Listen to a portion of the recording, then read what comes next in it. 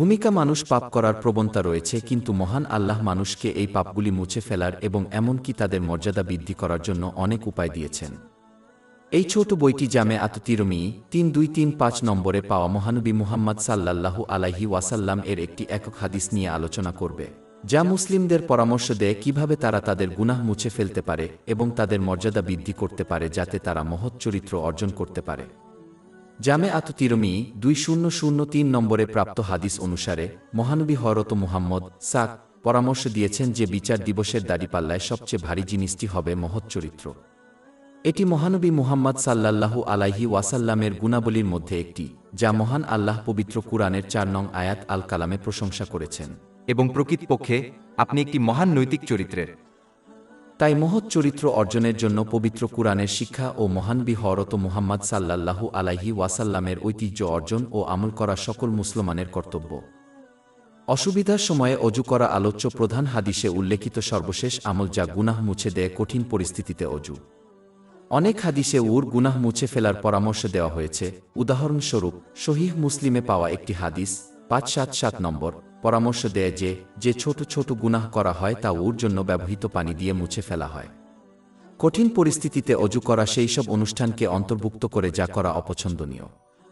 উদাহরণস্বরূপ যদি কেউ দুর্যোগে আক্রান্ত হয়, ধৈর্য ধরে অজু করা এবং নামাজ সঠিকভাবে আদায় করা কঠিন হতে পারে। অধ্যায় ২ আল বাকারা আয়াত ১৫৩।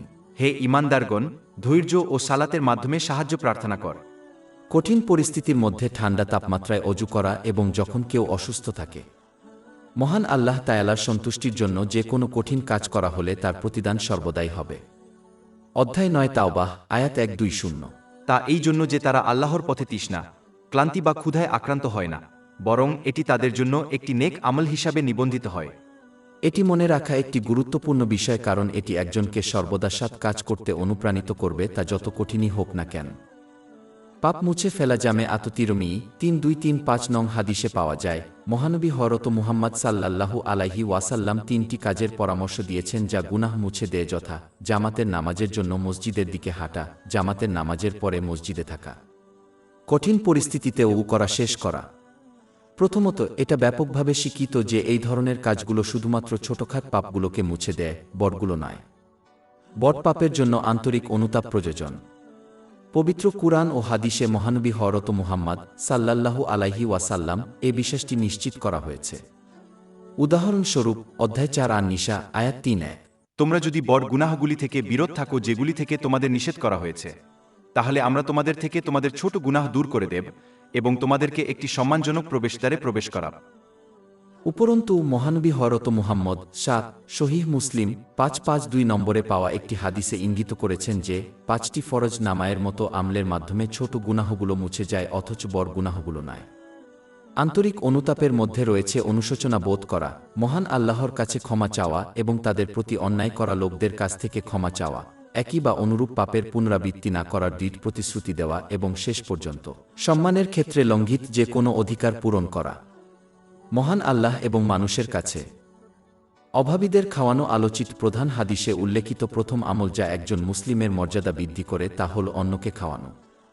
অন্যকে খাদ্য প্রদান করা একটি অত্যন্ত বিশেষ কাজ এবং যখন মহান আল্লাহর সন্তুষ্টির জন্য আন্তরিকভাবে করা হয় তখন একটি অকল্পনীয় পুরস্কার পাওয়া যায়। প্রকৃতপক্ষে পবিত্র কুরআন ঘোষণা করেছে যে যারা এটি করবে তারা কিয়ামতের আযাব থেকে রক্ষা পাবে এবং জান্নাতে ধন্য হবে। অধ্যায় ৭-৬ আল ইনসান আয়াত ৮-১-২। এবং তারা দরিদ্র, এতিম এবং বন্দীকে এর জন্য ভালোবাসা সত্ত্বেও খাবার দেয়, বলে, আমরা তোমাদের খাওয়াই শুধুমাত্র আল্লাহর মুখের অর্থাৎ সন্তুষ্টির জন্য। আমরা তোমাদের কাছ থেকে প্রতিদান বা কৃতজ্ঞতা কামনা করি না। আমরা আমাদের পালনকর্তার কাছ থেকে ভয় করি, সেই দিনটিকে ভয় করি যা কঠোর ও কষ্টদায়ক। তাই আল্লাহ তাদেরকে সেদিনের অনিষ্ট থেকে রক্ষা করবেন এবং তাদেরকে দীপ্তি ও সুখ দান করবে। এবং তারা যে ধৈর্য সহ্য করেছে তার জন্য তাদেরকে একটি বাগান জান্নাতে এবং রেশম বস্ত্র প্রদান করব। মহান আল্লাহ মানুষকে তারা যা করে তাই দান করেন। উদাহরণস্বরূপ পবিত্র কোরআনে উল্লেখ করা হয়েছে যে কেউ যদি মহান আল্লাহকে স্মরণ করে তবে তিনি তাদের স্মরণ করবেন। অধ্যায় ২ আল বাকারা আয়াত ১৫-২। সুতরাং আমাকে স্মরণ কর, আমি তোমাকে মনে রাখব। মহান আল্লাহর সন্তুষ্টির জন্য অন্যকে খাওয়ানো ঠিক একই রকম। যে ব্যক্তি এই নেক আমল করবে তাকে জান্নাতের খাবার খাওয়ানো হবে এবং যে অন্যকে পান করাবে তাকে বিচারের দিন জান্নাত থেকে পান করানো হবে। জামিআত তিরমিজি 2449 নম্বরে পাওয়া একটি হাদিসে এটি নিশ্চিত করা হয়েছে। ইসলামের সর্বোত্তম ধরন সম্পর্কে জিজ্ঞাসা করা হলে মহানবী হযরত মুহাম্মদ সাল্লাল্লাহু আলাইহি ওয়াসাল্লাম সহিহ বুখারী 6236 নম্বরে পাওয়া একটি হাদিসে উপদেশ দিয়েছেন যে অন্যকে খাওয়ানো এবং অন্যদেরকে সদয় কথা বলে অভিবাদন করা ইসলামের সর্বোত্তম বৈশিষ্ট্য। মুসলমানদের উচিত এই সৎ কাজ করাকে সর্বোচ্চ অগ্রাধিকার দেওয়া এবং অন্যদের বিশেষ করে দরিদ্রদের নিয়মিত খাওয়ানোর চেষ্টা করা। এটি একটি আশ্চর্যজনক কাজ যার জন্য খুব বেশি সম্পদের প্রয়োজন হয় না। প্রত্যেক ব্যক্তির উচিত তাদের সামর্থ্য অনুযায়ী অন্যকে খাওয়ানো, যদিও তা অর্ধেক খেজুর ফলেই হয়, কারণ সহিহ বুখারী 1417 নম্বরে পাওয়া একটি হাদিসে মহানবী হযরত মুহাম্মদ সাল্লাল্লাহু আলাইহি ওয়াসাল্লাম উপদেশ দিয়েছেন যে এটি তাদের থেকে রক্ষা করবে বিচার দিবসে জাহান্নামের আগুন।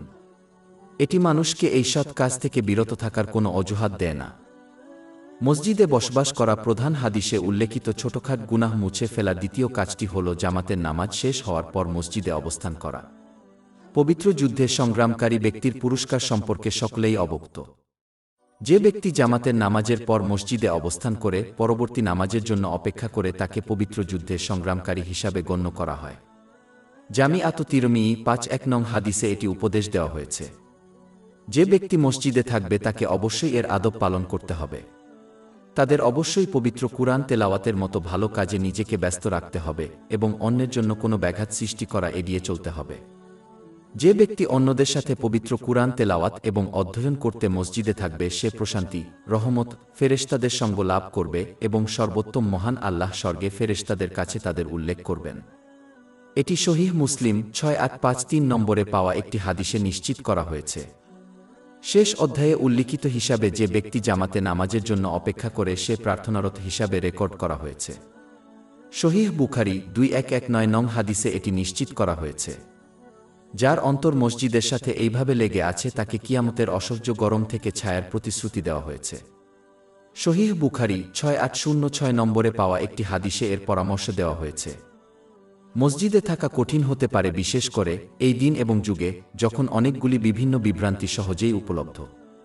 এই কাজটি এই ক্রিয়াকলাপে যোগদান এবং অংশগ্রহণ করার ইচ্ছার বিরোধিতা করে, তাই এই কাজের পুরস্কার এত বড় কেন? অধ্যায় 2-4 আন-নূর আয়াত 3-6-3-7। এ ধরনের কুলুঙ্গিগুলো ঘরে অর্থাৎ মসজিদে যেগুলোকে উত্থিত করার নির্দেশ দিয়েছেন এবং সেখানে তার নাম উচ্চারণ করা হয়েছে, সকালে ও সন্ধ্যায় তাদের মধ্যে তাকে মহিমান্বিত করা।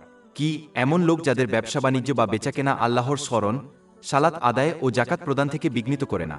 সদয় বক্তৃতা মূল হাদিসে উপদেশ দেওয়া পরবর্তী কর্ম যা একজন মুসলিমের মর্যাদা বাড়ায় তা হল সদয় কথাবার্তা। মহান আল্লাহ পবিত্র কুরআনে একাধিক স্থানে এর গুরুত্ব উল্লেখ করেছেন। উদাহরণস্বরূপ অধ্যায় 2 আল বাকারাহ আয়াত 8-3। এবং লোকদের সাথে ভালো কথা বলুন। প্রকৃতপক্ষে মহান আল্লাহ এমনকি মুসলমানদেরকে অমুসলিমদের সাথে সদয় শব্দ ব্যবহার করে বিতর্ক করার নির্দেশ দিয়েছেন। অধ্যায় 1-6 আন-নাহল আয়াত 1-2-5। প্রজ্ঞা ও উত্তম উপদেশ সহকারে তোমার প্রভুর পথে দাওয়াত দাও এবং তাদের সাথে এমনভাবে বিতর্ক কর যা সর্বোত্তম। এটি এমন একটি গুরুত্বপূর্ণ বৈশিষ্ট্যের অধিকারী যে মহান আল্লাহ তাআলা এমনকি তার নবীদের কে নির্দেশ দিয়েছেন ফেরাউনের সঙ্গে সদয় কথা বলতে, যদিও সে তার অবাধ্যতায় সব সীমা অতিক্রম করেছে। অধ্যায় 2 আয়াত 4-4। আর তার সাথে মৃদু কথা বল, যাতে সে স্মরণ করিয়ে দেয় অথবা ভয় পায়। এটি স্পষ্টভাবে দেখায় যে একজনকে সর্বদা অন্যদের সাথে সদয়ভাবে কথা বলা উচিত, কারণ তারা কোনো ব্যক্তির সাথে কথা বলে ফেরাউনের মতো খারাপ হবে না। মহান আল্লাহ যদি ফেরাউনের সাথে সদয়ভাবে কথা বলার আদেশ দেন, তাহলে মানুষ কি মুসলমানদের সাথে সদয়ভাবে কথা বলতে পারে? এটিও প্রমাণ করে যে একজনকে অবশ্যই তাদের ধর্ম নির্বিশেষে সকলের সাথে সদয়ভাবে কথা বলতে হবে। একজনের উচিত মহানবী হযরত মুহাম্মদ সাল্লাল্লাহু আলাইহি ওয়াসাল্লামের সহজ অথচ গভীর উপদেশ গ্রহণ করা, যা সহিহ মুসলিমের 176 নম্বর হাদিসে উল্লেখ আছে। ভালো বক্তৃতার একটি অংশ অন্যদের কাছে শান্তির ইসলামিক শুভেচ্ছা ছড়িয়ে দিচ্ছে। এই অভিবাদন সকল মুসলমানের কাছে প্রসারিত করা উচিত, যদিও কেউ তাদের না জানে। সহিহ বুখারী 6236 নম্বরে পাওয়া একটি হাদিসে এটির পরামর্শ দেওয়া হয়েছে। প্রকৃতপক্ষে এই হাদিসে এই কাজটিকে সর্বোত্তম ইসলামিক বৈশিষ্ট্যগুলির একটি হিসেবে উল্লেখ করা হয়েছে। মহানবী হযরত মুহাম্মদ সুনানে ইবনে মাজাহ ৬-৮ নম্বরে পাওয়া একটি হাদিসে স্পষ্ট করে বলেছেন যে মুমিনরা তখনই জান্নাতে প্রবেশ করবে যখন তারা একে অপরকে ভালোবাসবে, এবং এটি তখন ঘটে যখন তারা শান্তির শুভেচ্ছা ছড়িয়ে দেয়। নিজেদের মধ্যে এটা লক্ষ্য করা গুরুত্বপূর্ণ যে শান্তির ইসলামিক অভিবাদন ছড়িয়ে দেওয়ার আসল অর্থ হল যে কেউ কেবল তাদের কথার মাধ্যমে নয়, তাদের কাজের মাধ্যমে অন্যকে শান্তি দেখায়। অন্যদের জন্য খাবার সরবরাহ করা এবং সদয় কথা বলা আলোচনার মূল হাদিসে একত্রিত করা হয়েছে, কারণ একজনকে তাদের কাজের মাধ্যমে যেমন খাবার সরবরাহ করা এবং তাদের কথার মাধ্যমে অন্যদের সাথে সদয় আচরণ করা উচিত। অন্যটি ছাড়া একটি ত্রুটিপূর্ণ এবং একটি প্রাপ্ত পুরস্কার বাতিল করতে পারে। অধ্যায় ২ আল বাকারা, আয়াত ২৬৪। হে ঈমানদারগণ, তোমাদের দাঁতবেকে উপদেশ দিয়ে বা আঘাত দিয়ে বাতিল করো না। যারা তাদের কাজ ও কথার মাধ্যমে অন্যদের সাথে সদয় আচরণ করে তাদের জন্য মহান আল্লাহ ক্ষমা, তার ভালোবাসা এবং জান্নাতের প্রতিশ্রুতি দিয়েছেন। অধ্যায় ৩ আলে ইমরান, আয়াত ১৩৩-১৩৪। এবং আপনার পালনকর্তার ক্ষমা এবং একটি উদ্যান অর্থাৎ জান্নাতের দিকে ত্বরা করুন, যা আসমান ও জমিনের মতো বিস্তৃত, যা সৎকর্মশীলদের জন্য প্রস্তুত করা হয়েছে, যারা স্বাচ্ছন্দ্য ও কষ্টের সময়ে আল্লাহর পথে ব্যয় করে এবং যারা ক্রোধ সংবরণ করে এবং যারা মানুষকে ক্ষমা করে, এবং আল্লাহ সৎকর্মশীলদের ভালোবাসেন। এই আয়াতে উল্লিখিত নিজের রাগ রোধ করা এবং অন্যদের ক্ষমা করার জন্য সদয় কথাবার্তা প্রয়োজন। মৃদু কথাবার্তা সর্বদা অন্যদের হৃদয়ে বেশি কার্যকরী হবে, বিশেষ করে যখন কঠোর কথাবার্তার চেয়ে ভালো কাজের আদেশ এবং মন্দ নিষেধ করা হয়। এটি সুনানে আবু দাউদ ৪৮০৭ নম্বরে পাওয়া একটি হাদিসে ইঙ্গিত করা হয়েছে। এই সদয় কথাবার্তা ও মনোভাবী সাহাবায়ে কেরামকে মহানবী হযরত মুহাম্মদ সাল্লাল্লাহু আলাইহি ওয়াসাল্লামের প্রতি ক্রমাগত আকৃষ্ট করতে বাধ্য করেছিল। এটি পবিত্র কুরআনে বিশেষভাবে আলোকিত মহানবী হযরত মুহাম্মদ এর একটি বৈশিষ্ট্য। অধ্যায় ৩ আলে ইমরান, আয়াত ১৫৯। অতএব হে মুহাম্মদ, আল্লাহর রহমতে আপনি তাদের প্রতি নম্র ছিলেন, আর আপনি যদি কথায় অভদ্র এবং হৃদয়ে কঠোর হতেন তবে তারা আপনার কাছ থেকে বিচ্ছিন্ন হয়ে যেত। অতএব মুসলমানদের জন্য এই বৈশিষ্ট্যটি গ্রহণ করা এবং অন্যদের সাথে তাদের আচরণ ও কথার মাধ্যমে যেভাবে আচরণ করা উচিত তা গ্রহণ করা অত্যাবশ্যক। পদমর্যাদা বাড়ানো। আলোচ্য প্রধান হাদিসটি ৩টি কাজেরও পরামর্শ দেয় যা একজন মুসলিমের মর্যাদা বৃদ্ধি করে: অন্যকে, বিশেষ করে গরিবদের খাবার দেওয়া, অন্যদের সাথে সদয় কথা বলা এবং স্বেচ্ছায় রাতের নামাজ আদায় করা। যারা মহান আল্লাহর সন্তুষ্টির জন্য এই কাজগুলো করে তারা জান্নাতে একটি বিশেষ সুন্দর কক্ষে ধন্য হবে। জামে আত তিরমিজি ২৫২৭ নম্বরে পাওয়া একটি হাদিসে এর পরামর্শ দেওয়া হয়েছে। মদিনা নগরীতে আগমনের পর নবী মুহাম্মদ সাল্লাল্লাহু আলাইহি ওয়াসাল্লাম কর্তৃক উপদেশ দেওয়া প্রথম কাজগুলোর মধ্যে এগুলি অন্যতম।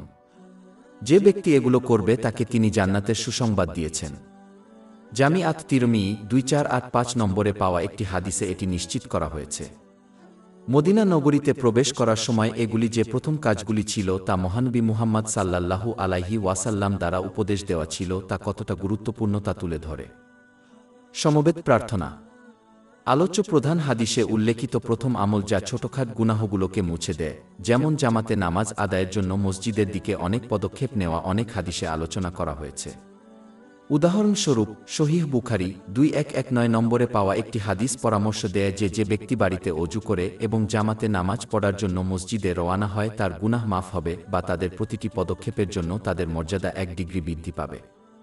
ফেরেশতারা তাদের মাগফিরাতের জন্য প্রার্থনা করতে থাকবে যতক্ষণ না তারা তাদের অজু না ভঙ্গ করে মসজিদের ভিতরে থাকবে এবং অন্যদের জন্য ঝামেলা সৃষ্টি করা থেকে বিরত থাকবে। অবশেষে তারা এমন একজন হিসাবে রেকর্ড করা হবে যিনি সালাত আদায় করছেন যতক্ষণ না তারা জামাতে নামাজ শুরু হওয়ার জন্য অপেক্ষা করছেন। এই একই হাদিসটি পরামর্শ দেয় যে জামাতে নামাজ বাড়িতে বা কর্মক্ষেত্রে করার চেয়ে ২-৫ গুণ বেশি সওয়াব।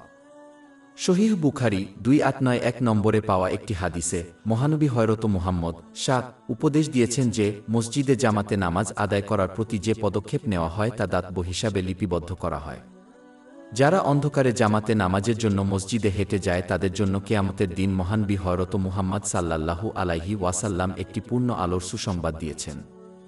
এটি সকাল এবং সন্ধ্যার ফরজ নামাজকে বোঝায়। এটি সুনানে ইবনে মাজাহ ৭৮০ নম্বরে পাওয়া একটি হাদিসে নিশ্চিত করা হয়েছে। জামাতে নামায় পড়া এতটাই গুরুত্বপূর্ণ যে সাহাবায়ে কেরাম আল্লাহ তাদের সকলের প্রতি সন্তুষ্ট হন।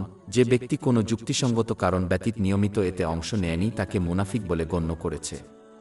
এটি সুনানে আন নাসাই ৮৫০ নম্বরে পাওয়া একটি হাদিসে নিশ্চিত করা হয়েছে। স্বেচ্ছায় রাতের প্রার্থনা মূল হাদিসে উল্লেখিত সর্বশেষ কর্ম যা একজন মুসলিমের মর্যাদা বৃদ্ধি করে তা হল স্বেচ্ছায় রাতের নামাজ আদায় করা। রাতের ইবাদত মহান আল্লাহর প্রতি একজনের আন্তরিকতা প্রমাণ করে, কারণ অন্য কোনো চোখ তাদের দেখছে না। এটি প্রদান করা মহান আল্লাহর সাথে অন্তরঙ্গ কথোপকথনের একটি মাধ্যম, আর এটা তার কাছে একজনের দাসত্বের নিদর্শন। এর অগণিত ফজিলত রয়েছে। উদাহরণস্বরূপ, সুনানে আন নাসাই 1614 নম্বরে পাওয়া একটি হাদিস ঘোষণা করে যে এটি সর্বোত্তম স্বেচ্ছায় প্রার্থনা। বিচার দিবসে বা জান্নাতে মহানবী হযরত মুহাম্মদ সাল্লাল্লাহু আলাইহি ওয়াসাল্লাম এর চেয়ে উচ্চ মর্যাদা আর কারো হবে না, এবং এই মর্যাদা সরাসরি স্বেচ্ছায় রাতের নামাজের সাথে যুক্ত।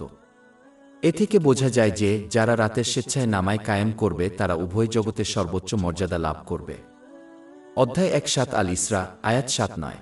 এবং রাতের অংশ থেকে এটির সাথে সালাত অর্থাৎ কুরআন তেলাওয়াত আপনার জন্য অতিরিক্ত ইবাদত হিসাবে আশা করা যায় যে তোমার রব তোমাকে প্রশংসিত স্থানে পুনরুত্থিত করবেন। জামিআত তিরমিজি 3579 নম্বরে পাওয়া একটি হাদিস পরামর্শ দেয় যে একজন মুসলমান রাতের শেষ অংশে মহান আল্লাহর নিকটতম। অতএব এই সময়ে মহান আল্লাহকে স্মরণ করলে কেউ অগণিত নিয়ামত লাভ করতে পারে। সকল মুসলমানই কামনা করে যে তাদের প্রার্থনার উত্তর দেওয়া হোক এবং তাদের চাহিদা পূরণ হোক। অতএব তাদের স্বেচ্ছায় রাতের নামাজ পড়ার চেষ্টা করা উচিত, কারণ সহিহ মুসলিম 1770 নম্বরে পাওয়া একটি হাদিস পরামর্শ দেয় যে প্রতি রাতে একটি বিশেষ সময় থাকে যখন ভালো প্রার্থনার উত্তর দেওয়া হয়। স্বেচ্ছায় রাতের নামাজ কায়েম করা একজনকে পাপ করা থেকে বিরত রাখার একটি চমৎকার উপায়। এটি একজন ব্যক্তিকে অর্থহীন সামাজিক সমাবেশ থেকে দূরে থাকতে সাহায্য করে এবং এটি একজন ব্যক্তিকে অনেক শারীরিক অসুস্থতা থেকে রক্ষা করে। জামিআত তিরমিজি 3549 নম্বরে পাওয়া একটি হাদিসে এর পরামর্শ দেওয়া হয়েছে। বিশেষ করে ঘুমানোর আগে অতিরিক্ত খাওয়া বা পান না করে স্বেচ্ছায় রাতের নামাজের জন্য প্রস্তুত হওয়া উচিত, কারণ এটি অলসতাকে প্ররোচিত করে। দিনের বেলায় অপ্রয়োজনীয়ভাবে নিজেকে ক্লান্ত করা উচিত নয়। দিনের বেলা একটি ছোট ঘুম এর সাথে সাহায্য করতে পারে। পরিশেষে একজনকে পাপ পরিহার করা উচিত এবং মহান আল্লাহর আনুগত্য করার জন্য চেষ্টা করা উচিত, তার আদেশগুলি পালন করে, তার নিষেধাজ্ঞাগুলি থেকে বিরত থেকে এবং ধৈর্যের সাথে ভাগ্যের মোকাবিলা করার মাধ্যমে আনুগত্যকারীরা স্বেচ্ছায় রাতের সালাত আদায় করা সহজ বলে মনে করে।